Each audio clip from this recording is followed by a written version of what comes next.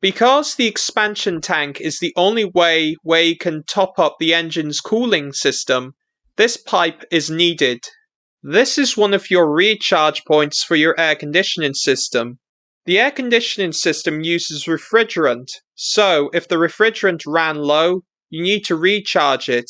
This is one of the ports you would connect the air conditioning recharge machine to. This is your headlight. You've also got information on the headlight. The E marking means that the headlight has been approved to be used in the European Union. On the other part of the headlight, you have your adjuster for headlight aim. There is a component located behind the headlight that I don't know what it is. This is your washer fluid cap. This is your longitudinal member. This chassis member runs from the front of the car to the rear of the car. In this location, at the top of my video, you have your air intake pipe. The air intake pipe takes in air to feed the engine.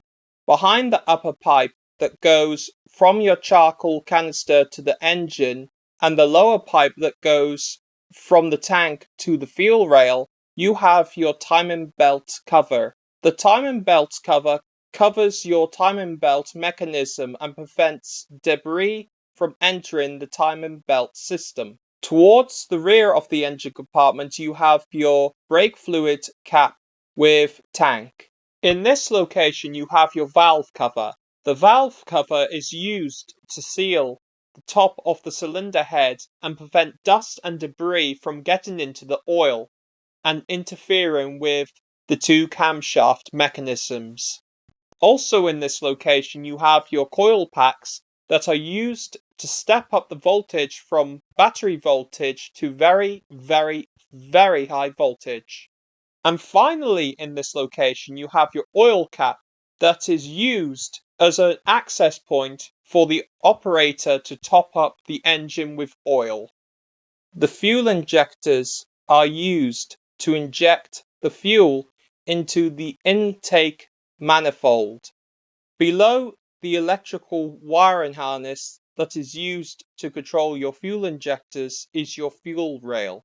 The fuel rail's job is to distribute the fuel from the tank at equal pressure to each fuel injector.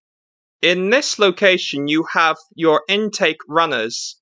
The reason why you have long intake runners is to improve the engine's low-end torque. In this location, you have your alternator. The alternator is used to power the 12-volt system when the engine is operating. Also on the alternator, you have your bronze copper windings for your stator windings that are used to transfer alternating current from the rotor to the stator windings. Directly underneath the alternator, you have your air conditioning compressor that is used to pump the air conditioning refrigerant around the system. Below right of the alternator, right at the bottom of the engine, you have your spin-on oil filter. The oil filter is used to remove contaminants from the oil. On your slam panel, you have information about the air conditioning system.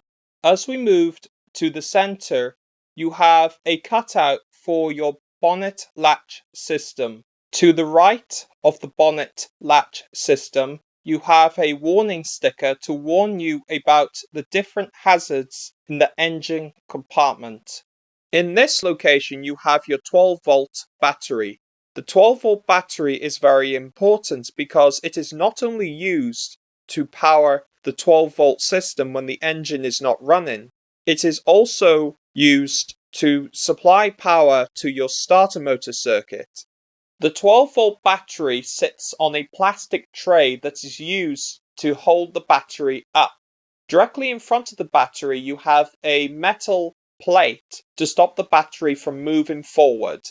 The ABS modulator is used to prevent your wheels from locking up during hard braking.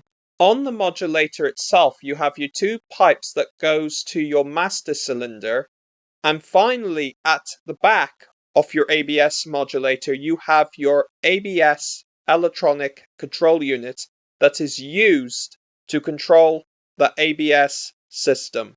Up and behind from the ABS modulator is your engine control unit. The engine control unit, or ECU, is used to control the engine. You have your coolant lines, throttle body that is used to control how much air goes into your intake manifold, and last you have your air filter that stops dust and debris from entering the engine. Looking down from the last location, you have one of your gear shift cables that is connected to your gear selector and controls part of your gear shift system.